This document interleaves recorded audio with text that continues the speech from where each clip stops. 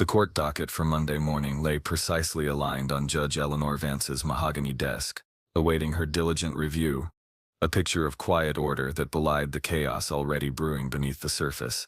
Eleanor Vance was a figure of quiet authority in Alexandria, Virginia, her professional life meticulously ordered, her personal life seemingly no less so. For nearly 2 decades she had presided over cases in the city's courthouse, her judgments known for their clarity and dispassionate logic. She lived in a stately Georgian home near King Street, its well-maintained exterior mirroring the composure she presented to the world. Her husband, David Jensen, a retired academic, often commented on her unwavering dedication, a trait that had brought her considerable respect within the legal community. Their home, nestled in a quiet, tree-lined neighborhood, was a sanctuary of routine and expectation. Eleanor's days began early, her mornings spent reviewing briefs, her evenings often consumed by legal texts or quiet conversation with David. This established rhythm defined their existence, a predictable progression of days and weeks that offered little room for deviation. Yet, beneath this veneer of tranquility, an unspoken tension had begun to subtly accumulate. It manifested not in overt conflict, but in the quiet spaces between their interactions, a slight hesitancy in a glance, a prolonged silence over dinner. The source of this growing unease was Alara Jensen, David's daughter from a previous marriage. Eleanor's stepdaughter, Alara, 24 years old, had moved back into the family home several months prior, citing a desire to save money while she pursued a master's degree in social work. Her presence introduced a youthful, often unpredictable energy into the meticulously structured household. Eleanor had initially welcomed her with professional warmth, viewing it as a logical, albeit temporary arrangement. Alara, however, possessed a spirit that chafed against the rigid decorum Eleanor held dear. She was vibrant, passionate, and prone to late-night study sessions that bled into early mornings, disrupting the established quietude of the house. Her phone was a constant companion, its soft glow often visible from beneath her bedroom door long after the rest of the house had fallen silent. Eleanor observed these habits with a detached curiosity, attributing them to the typical eccentricities of youth. Her professional training had instilled in her a habit of observation, of cataloging details without immediate judgment. She noted Alara's increasingly frequent disappearances, often for hours at a time, always accompanied by vague explanations about library research or coffee with classmates. There was a new, elusive quality to Alara, a secretiveness that felt unlike her usual open, if somewhat impulsive nature. The family dinners, once a cornerstone of their evenings, became shorter, punctuated by Alara's hurried departures or distracted engagement. The air in the house grew subtly heavier with each passing week. Eleanor, despite her disciplined focus on legal matters, found her thoughts drifting more frequently to Alara's clandestine activities. She noticed the small, almost imperceptible shifts. Alara's phone always face down, conversations ending abruptly when Eleanor entered a room, a distinct air of guardedness around her personal belongings. These were minor observations, easily dismissed as adolescent tendencies, yet they gnawed at Eleanor with a quiet persistence. She considered speaking to David, but dismissed the thought. David, inherently trusting and often lost in his academic pursuits, would likely wave away her concerns as overthinking. The quiet order of the home, once a source of comfort, was now subtly eroding, leaving behind a faint but distinct sense of disquiet, a premonition of something yet to unfold, something dark and deeply disruptive. The precise stack of legal files on the judge's desk remained undisturbed, but the meticulous balance of her domestic life was already beginning to tip, precariously close to a precipice. Alara's increasing secrecy became a persistent, low-frequency hum beneath the surface of Eleanor's days. It was not merely the late nights or the vague explanations. It was the way Alara guarded her communications, her phone clutched possessively, its screen often hidden from view. Eleanor, accustomed to order and transparency, found this deviation from predictable behavior unsettling. She began to notice specific patterns, calls that would be taken outside, whispered conversations, and an unusual intensity in Alara's eyes whenever she returned from these clandestine outings. It was a stark contrast to the straightforward, if sometimes naive, young woman Eleanor thought she knew. The shift had begun subtly, roughly 6 months prior, after Alara had commenced a volunteer position with a local outreach program that connected students with incarcerated individuals for correspondence and basic legal aid. Eleanor had initially approved, seeing it as a noble extension of Alara's social work aspirations. Alara spoke of the program with a fervent idealism, describing the despair and isolation of the inmates she corresponded with. Over time, however, the professional detachment Alara initially expressed began to fray. Her discussions about the program became less about the systemic issues and more about individual stories, particularly that of one inmate, a man named Marcus Thorne, serving a lengthy sentence for a violent offense. Eleanor, with her extensive legal background, found this particular fascination concerning. She understood the psychology of incarceration and the manipulative tendencies that could emerge within such environments. She had, on occasion, gently cautioned Alara about becoming too personally invested, suggesting a more professional boundary. Alara, however, brushed off these warnings with a youthful defiance, arguing for the humanity within every individual, regardless of their past. It was a philosophical divergence, one that Eleanor, ever pragmatic, found naive. She dismissed it as youthful exuberance, albeit with a growing undercurrent of unease. The unease deepened when Eleanor began to notice letters arriving, bearing the distinct postmark of the state correctional facility. They were not addressed directly to Alara, but rather to a generic boxed 103 at their home address, an obvious attempt at discretion. Alara would retrieve them quickly from the mail, her movements hurried, almost furtive. Eleanor's professional curiosity, accustomed to unraveling complex narratives, was now piqued by this domestic puzzle. She had perhaps inadvertently seen snippets of these letters, references to shared dreams, expressions of longing, sentiments that clearly transcended the bounds of a professional or humanitarian relationship. The clinical clarity of her judicial mind began to piece together a disquieting narrative. One evening, Eleanor found Alara's phone left unattended on the kitchen counter, a rare oversight. A notification flashed across the screen, a message from an unfamiliar number. The first line was visible, counting the days, until we can be together, my love. Eleanor's gaze lingered, her mind processing the implications with surgical precision. The message, brief and deeply intimate, left no room for professional interpretation. This was not a humanitarian correspondence. This was an entanglement. The quiet house felt suddenly colder, the air impossibly still. The judge's composure, usually unshakable, felt brittle. A sense of profound betrayal began to settle, cold and heavy, a feeling alien to her meticulously constructed world. The polished kitchen counter reflected the overhead light, a stark, silent witness to the unceremonious unraveling of domestic illusion. The discovery of the text message acted as an abrupt rupture in the meticulously maintained facade of Eleanor Vance's home. The casualness of its exposure, the sheer intimacy of the words, resonated with a chilling finality. Eleanor had always prided herself on her discernment, her ability to perceive truth amidst obfuscation in the courtroom. Now, that same piercing gaze was turned inward, dissecting the recent months of Alara's behavior. Every seemingly innocent action recontextualized into a pattern of calculated deceit. The vague explanations, the hurried departures, the hidden phone, all coalesced into a single, undeniable reality. Alara was deeply, illicitly involved with a convicted felon. Eleanor's reaction was not one of immediate emotional outburst, but of cold, analytical dread. The implication was not merely personal betrayal, but a potential professional catastrophe. Her standing as a judge, a pillar of legal integrity, depended entirely on her impeccable reputation.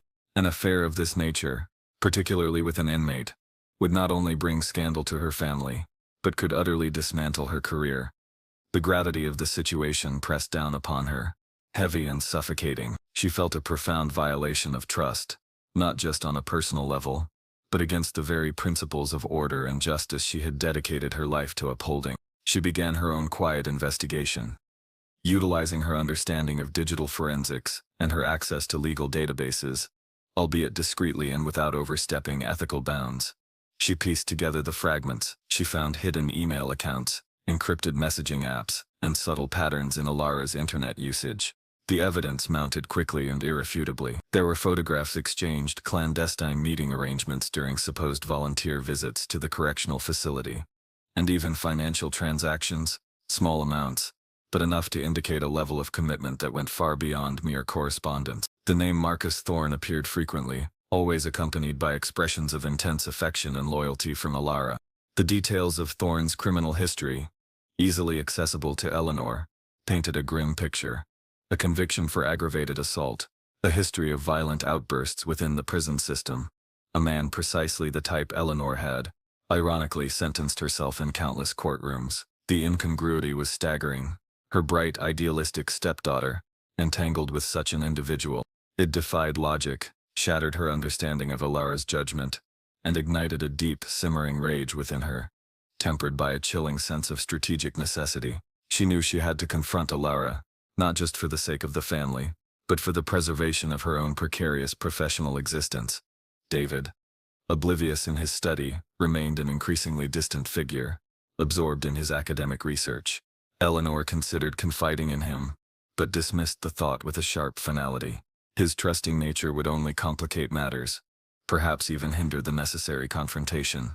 This was a problem that required Eleanor's characteristic decisiveness and surgical precision. She meticulously gathered her evidence, creating a mental dossier of irrefutable facts.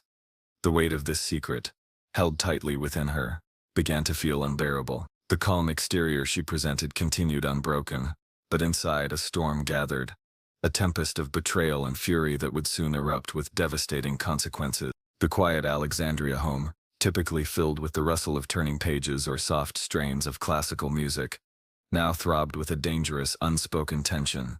The confrontation unfolded on a Tuesday evening, a cool autumn twilight settling over Alexandria. Eleanor had waited until David was away at a departmental dinner, ensuring their privacy.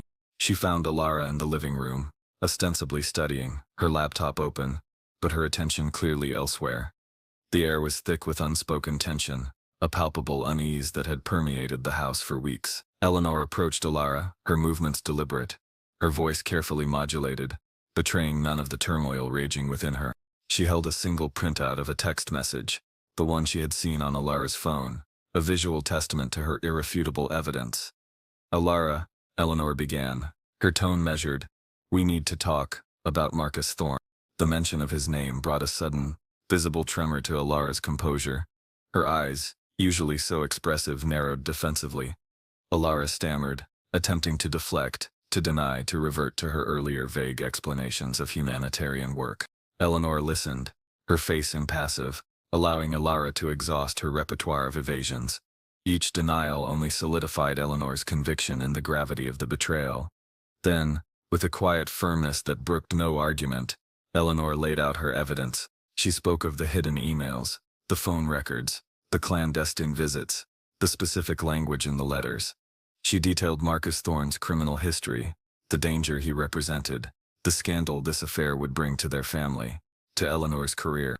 Her voice remained calm, almost clinical, but beneath its surface, a chilling anger began to seep through.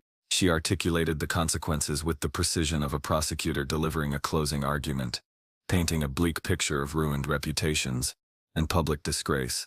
Alara's defiance crumbled under the relentless pressure of Eleanor's methodical exposition. Her denials gave way to a passionate, almost frantic defense of her actions. She spoke of love, of understanding, of Thorne's inherent goodness despite his past.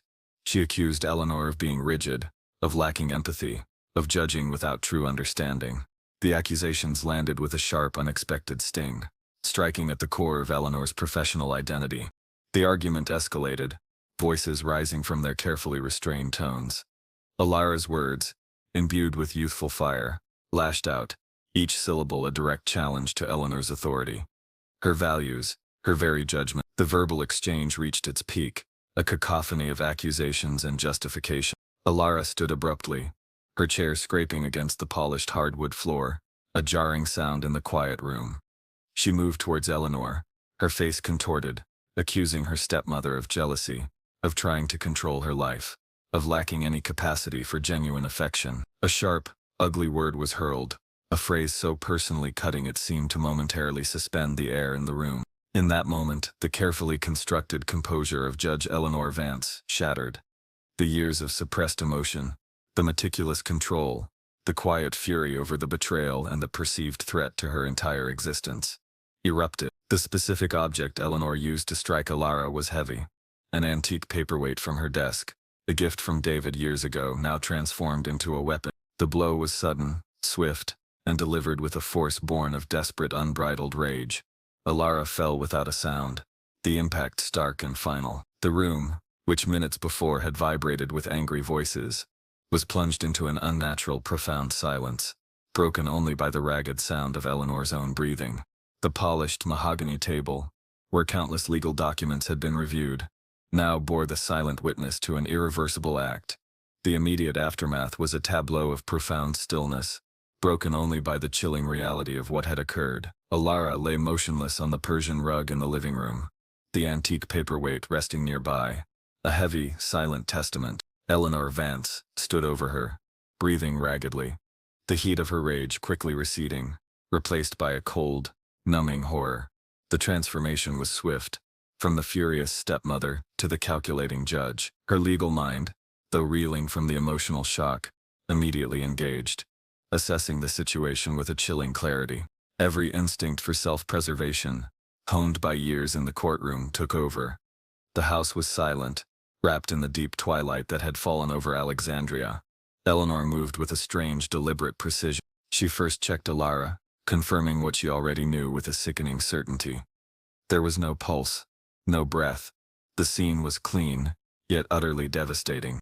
Her immediate concern was to control the narrative, to obscure the truth. She wiped down surfaces, carefully moved objects, working to erase any sign of a struggle, any evidence of her involvement. The paperweight was removed, cleaned with meticulous care, and returned to its customary place on her desk in the study. She opened windows to air out the room, a reflexive gesture to dispel the lingering tension, an attempt to sanitize the air itself. Around 10:30 p.m., David Jensen returned home, his usual quiet steps echoing slightly in the now too still house. He called out Alara's name, assuming she was in her room, perhaps still studying. Eleanor met him in the hallway, her face composed, though perhaps a shade paler than usual. She explained, her voice remarkably steady, that Alara had gone out earlier, citing a sudden call from a friend, and had not yet returned. David, accustomed to Alara's somewhat unpredictable schedule, accepted this without question, though a flicker of concern crossed his features. He retired to his study, leaving Eleanor alone with the terrible secret contained within the living room. Eleanor spent the remainder of the night meticulously constructing a plausible scenario. She made a phone call to Alara's mobile, letting it ring several times, leaving a brief, seemingly concerned voicemail. She then sent a text message, asking if Alara was all right, if she needed a ride. These were small, calculated gestures designed to create a digital alibi, to imply Alara's departure and her own subsequent concern. The sheer audacity of her actions, performed with such cold efficiency, was a testament to her professional training. It was David who found Alara the following morning, around 7:15 a.m. He had grown concerned when Alara had not emerged for breakfast, a rare occurrence even for her. He walked into the living room, expecting to find the remnants of a late-night study session. Instead, he found his daughter. The sight was horrific. He immediately called 911, his voice a raw, primal cry of anguish that tore through the quiet morning. Within minutes, the serene Georgian home near King Street was swarming with flashing lights, the quiet street abruptly awakened by the blare of sirens, and the arrival of Alexandria Police Department cruisers, their yellow crime tape a stark contrast against the manicured lawns. The facade of normalcy, so carefully constructed by Eleanor Vance, began to crack under the harsh glare of official scrutiny. The arrival of law enforcement marked the beginning of a meticulous, painstaking process. Detective Miller, a seasoned investigator with the Alexandria Police Department, assumed lead. The scene in the living room was grim. Alara Jensen, lifeless, on the floor, the blunt force trauma to her head immediately apparent. The first impressions were crucial. While there was no obvious sign of forced entry, the scene presented itself as a violation, a quiet space violently disrupted. Miller's team began their systematic cataloging, photographs taken from every conceivable angle, the air thick with the scent of chemicals and the unspoken weight of tragedy. Eleanor Vance, the grieving stepmother and respected judge, was calm and cooperative. Her composure, initially perceived as resilience in the face of profound grief, began to strike Detective Miller as unnaturally restrained. She recounted her version of events with a clear, concise narrative. Alara had left late the previous evening, seemingly for a friend's house, and had not returned. She had called and texted, then gone to bed, assuming Alara would eventually come home. David, overwhelmed by grief, could offer little beyond confirmation of Eleanor's account of Alara's departure. As the initial forensic sweeps began, subtle discrepancies emerged. The scene, while lacking obvious signs of a struggle, felt too tidy. There was an absence of disturbed furniture or scattered items that might suggest a violent altercation. The blood spatter patterns, though limited, indicated a single forceful impact, consistent with a blunt object, yet the specific weapon was not immediately apparent. The house itself, a picture of domestic order, seemed to tell a conflicting story to the brutality of the crime. Within the first few hours, a critical discovery was made by the crime scene unit. Beneath a cushion on the living room sofa, a small, almost imperceptible fragment of a shattered material was found. It was dark, flecked with what appeared to be gold leaf, and inconsistent with anything else in the room. This tiny piece of evidence, initially overlooked by the hurried eye, was carefully bagged and sent for analysis. It was a forensic anomaly, a stray piece of a puzzle that did not fit the picture presented by Eleanor Vance. Furthermore, digital forensics began their initial work on Alara's phone and computer.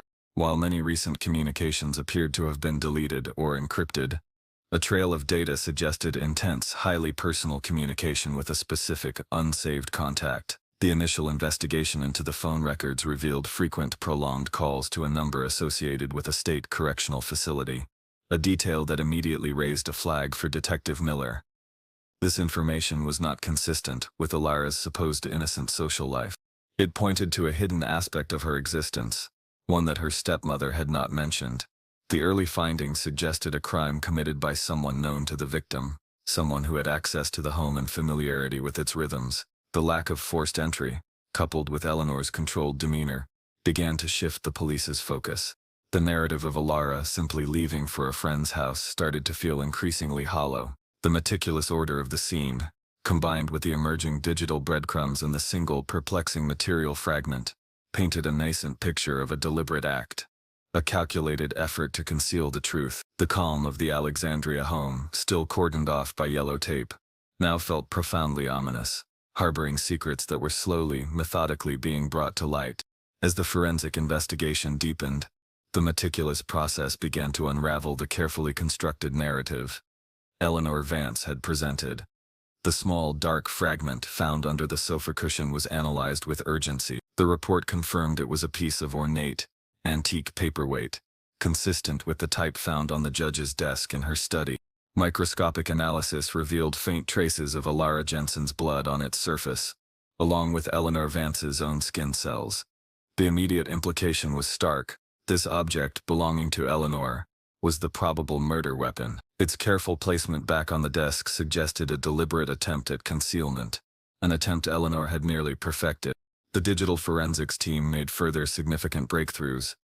While many of Alara's recent communications had indeed been deleted, a deeper recovery effort revealed a cache of intimate text messages and emails between Alara and Marcus Thorne, the incarcerated individual. The content was explicit, revealing a deep romantic involvement, plans for future contact upon his release, and Alara's emotional investment. More critically, the team recovered a series of recent messages from Eleanor Vance's personal tablet, sent to Alara. These messages, recovered from the tablet's cloud backup, were not casual inquiries. They were accusatory, laced with anger, referencing Alara's unacceptable choices, and demanding a reckoning for her behavior. One message, sent only hours before Alara's death, read, "This ends tonight, Alara. This scandal will not consume our lives." Detective Miller's team meticulously cross-referenced these digital communications with cell tower data and timestamps, confirming the exchanges occurred while both Eleanor and Alara were demonstrably inside the King Street residence. The timeline Eleanor had provided of Alara leaving late in the evening began to disintegrate under the weight of this digital evidence. Her narrative of innocent absence was contradicted by the very devices designed to track human activity. The initial autopsy report provided further crucial details. The fatal injury was indeed consistent with a heavy, blunt object. The absence of defensive wounds on Alara's body suggested the attack was sudden and unexpected, or that she had been incapacitated before she could react. There were no signs of sexual assault or other injuries, reinforcing the idea of a targeted personal attack rather than a random home invasion. The trajectory of the blow, combined with the blood spatter analysis, indicated a close-quarters interaction, not a distant confrontation. Eleanor Vance was brought in for a second, more intensive interview. Her demeanor, previously composed, now showed subtle signs of strain, though she maintained her original story with judicial precision. When confronted with the evidence of the paperweight fragment and the recovered digital messages, her composure finally fractured. Her responses became evasive, her gaze shifting. She stammered, attempting to explain the messages as mere expressions of concern, but the emotional tone and content spoke volumes. The professional mask Eleanor had worn for so long began to slip, revealing the raw fear and desperation beneath. The forensic evidence, meticulously gathered and analyzed, had painted an undeniable picture, irrevocably linking the respected judge to the violent death that occurred within her seemingly pristine Alexandria home. The silent evidence had spoken, delivering its own chilling verdict. The weight of the accumulating evidence became insurmountable. On a cool Friday morning, just days after Laura Jensen's death, Judge Eleanor Vance was formally arrested at her King Street residence in Alexandria. The flashing lights of police cruisers once again illuminated the tree-lined street, a stark contrast to the quiet dignity usually associated with the home. The sight of a prominent local judge being escorted in handcuffs, her face a mask of carefully controlled emotion, sent shockwaves through the legal community and the city at large. News vans immediately converged, broadcasting the unfolding drama to a stunned public. The woman who had presided over countless cases, who embodied justice and order, was now herself accused of the most grievous crime. The initial public reaction was a mixture of disbelief and morbid fascination. Colleagues and acquaintances expressed shock, describing Eleanor Vance as a dedicated professional, a woman of impeccable character.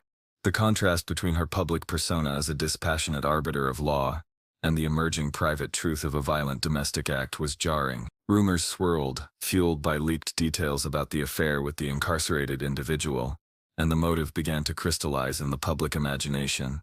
A desperate act to protect her reputation, her career, her carefully constructed life. David Jensen, Alara's father and Eleanor's husband, found himself plunged into an unimaginable abyss of grief and betrayal. His daughter was gone, and his wife, the woman he had shared 2 decades of his life with, was now accused of her murder.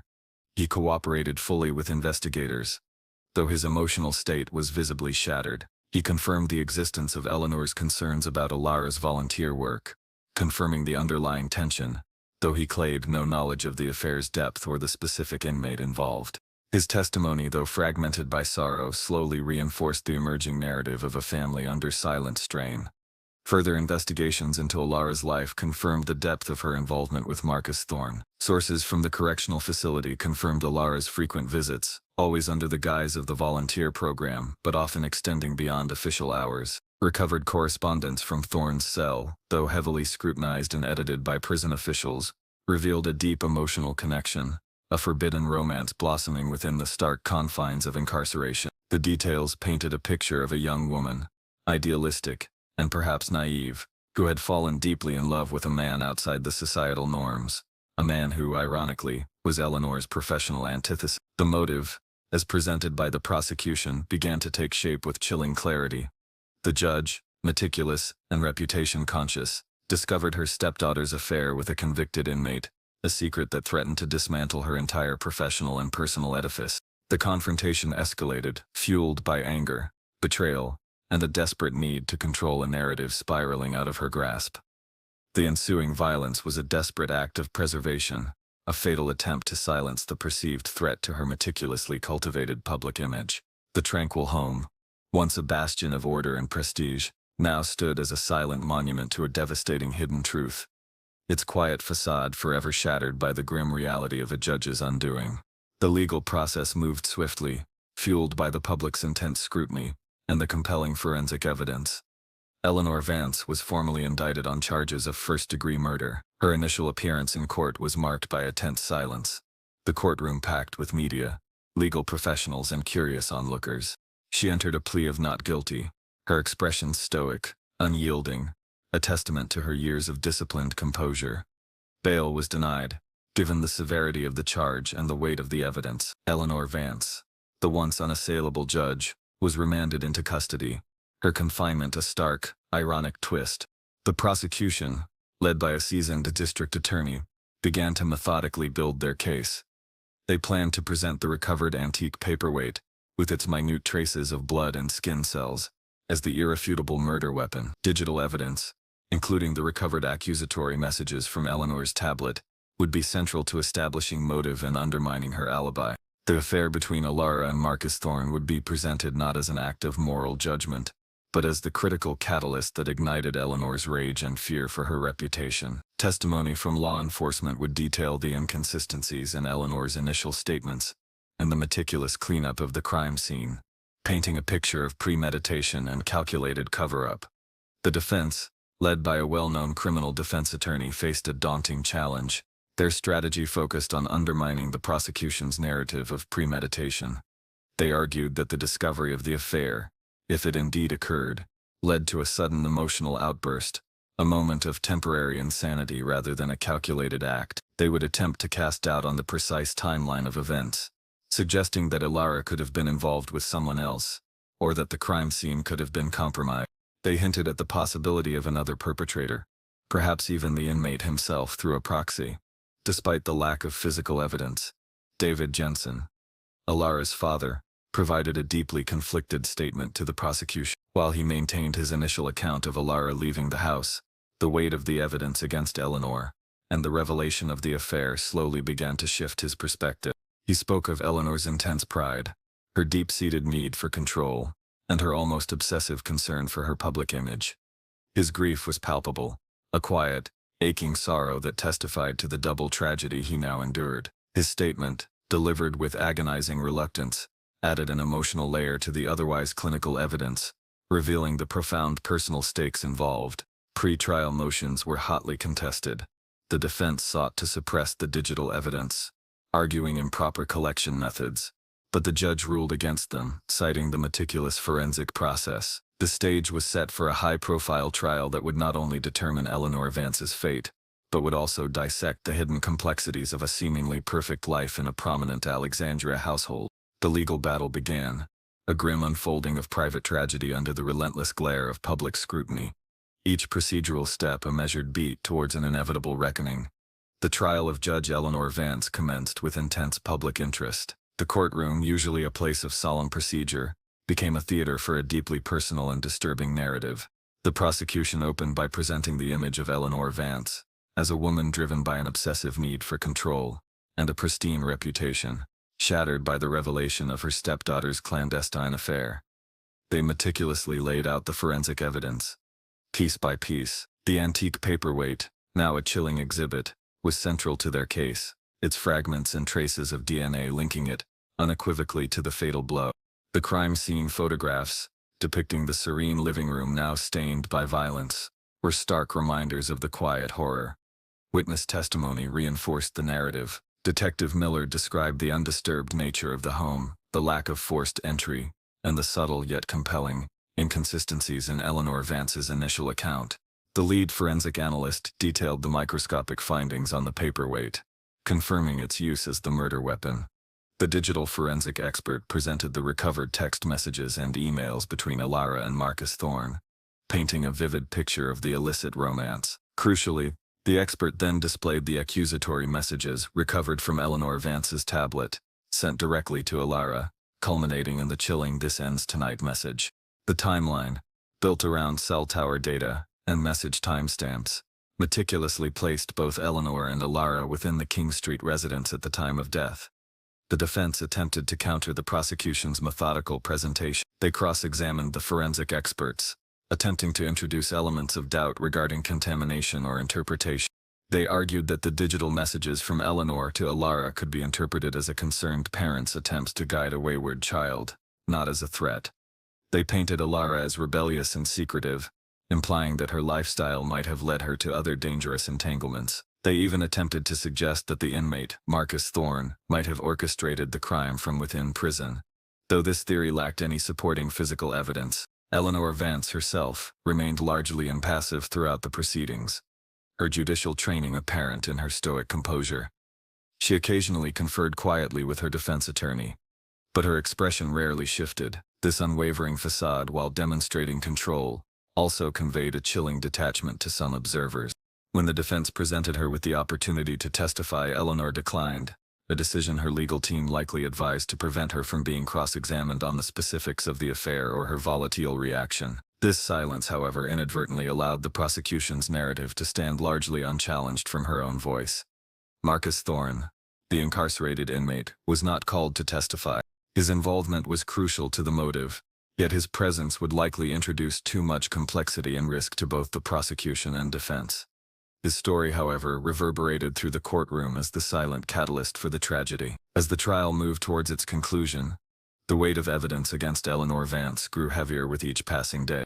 The meticulously documented facts, combined with the emotional testimony surrounding the victim's hidden life, and the judge's desperate need for control, painted a grim picture that was increasingly difficult for the defense to dismantle. The outcome, though not yet delivered, seemed to hang heavily in the air, a preordained conclusion forged by the undeniable truths that had emerged. The final days of the trial were marked by an almost unbearable tension. Closing arguments were delivered with passionate intensity, each side attempting to etch their narrative into the minds of the jury. The prosecution, in their summation, reiterated the mountain of forensic evidence, the paperweight, the DNA, the digital communications, and the meticulously constructed timeline. They portrayed Eleanor Vance, not as a grieving stepmother, but as a woman consumed by fear of scandal, driven to a desperate, fatal act to protect her carefully constructed life and esteemed career. They emphasized the deliberate cleanup of the crime scene as evidence of premeditation and an attempt to obstruct justice. The defense, in their final plea, leaned heavily on the argument of emotional disturbance, portraying Eleanor Vance as a woman pushed to her breaking point by a shocking revelation. They argued that the act was not premeditated murder, but a tragic, impulsive outburst of violence in a moment of extreme distress, a response to a deeply disturbing personal betrayal. They reminded the jury of Eleanor's long and distinguished career, contrasting her public service with the image of a cold-blooded killer. They appealed to the jury's sense of nuance, urging them to consider the profound emotional context of the situation. Even if the act itself was indefensible, the jury was sequestered. Their deliberations began on a crisp Tuesday morning in Alexandria. The hours stretched into days, punctuated by occasional requests to review specific pieces of evidence or testimony. The city held its breath. The fate of a prominent judge, and the legacy of a quiet domestic tragedy, rested in the hands of 12 individuals. The media camped outside the courthouse, anticipating the verdict, a collective recognition of the profound societal implications of this particular case. On the third day of deliberation, a hush fell over the courthouse. The jury had reached a verdict. The courtroom was packed to capacity, the air thick with anticipation. Eleanor Vance entered, her face unreadable, her gaze fixed straight ahead. David Jensen sat in the gallery, his face drawn, reflecting years of sorrow. The clerk read the verdict. The word guilty echoed with a chilling finality. Guilty of first-degree murder. The composure Eleanor Vance had maintained throughout the trial finally faltered. A slight tremor in her hands, a momentary clenching of her jaw. Sentencing followed weeks later. The judge, acknowledging the severity of the crime and the overwhelming weight of the evidence, handed down a life sentence without the possibility of parole. The once esteemed Judge Eleanor Vance, a figure of authority and judicial wisdom, was now herself stripped of her freedom, her life's work culminating in a devastating permanent confinement. The legal proceedings concluded, leaving behind a chilling testament to the destructive power of hidden truths and desperate acts. The ornate Alexandria courthouse, usually a symbol of impartial justice, stood as a stark reminder of a judicial system that had now, ironically, condemned one of its own. The conviction of Judge Eleanor Vance sent ripples through the tranquil, ordered community of Alexandria, Virginia, a town that prided itself on its civility and its professional elite. The carefully curated image of a respected jurist, a pillar of the community, was irrevocably shattered. Her fall from grace was absolute, a stark cautionary tale about the fragility of reputation and the devastating consequences of suppressed emotion. Eleanor Vance, once a woman of unyielding control, now existed within the confines of a state correctional facility, her life stripped of its previous meticulously ordered existence, replaced by the rigid, unforgiving routine of incarceration. The legal robes she once wore were replaced by a prison uniform, her gavel exchanged for silence. For David Jensen, the aftermath was a desolate landscape of compounded grief. He had lost his daughter to a violent act, and his wife to the justice system. The home on King Street, once a sanctuary of family life, became a mausoleum of painful memories. He eventually sold the house, unable to inhabit the space where such profound tragedy had unfolded. The vibrant spirit of Alara Jensen, once so full of life and an unconventional idealism, was extinguished prematurely, her secret love affair with an inmate becoming a posthumous revelation that shocked and confused those who thought they knew her. Her story lingered as a haunting whisper in the city, a testament to the hidden complexities and unforeseen consequences of forbidden connections. The case served as a stark reminder that even within the most outwardly composed lives, deep currents of emotion and concealed truths can erupt with catastrophic force. The motive, rooted in a desperate fear of professional and social ruin, illuminated the immense pressure that can accompany a public persona, and the lengths to which an individual might go to preserve it. The meticulous procedural reconstruction of the crime, the slow, methodical uncovering of forensic details, and the eventual public revelation of Eleanor Vance's culpability underscored the relentless nature of truth, regardless of how deeply it is buried. The quiet, tree-lined streets of Alexandria eventually resumed their familiar cadence. The court dockets continued to be reviewed, cases continued to be heard, and justice, in its formal sense, continued to be administered. Yet beneath the surface, the memory of Judge Eleanor Vance's unraveling, and the quiet devastation of Alara Jensen's death persisted. It was a somber narrative etched into the collective consciousness of the city, a grim and haunting testament to the human capacity for both carefully constructed artifice and unimaginable violence. The tragedy left behind not a definitive resolution, but a lingering sense of profound sorrow and a chilling reminder that appearances, however meticulously maintained, can often conceal the most destructive of reality.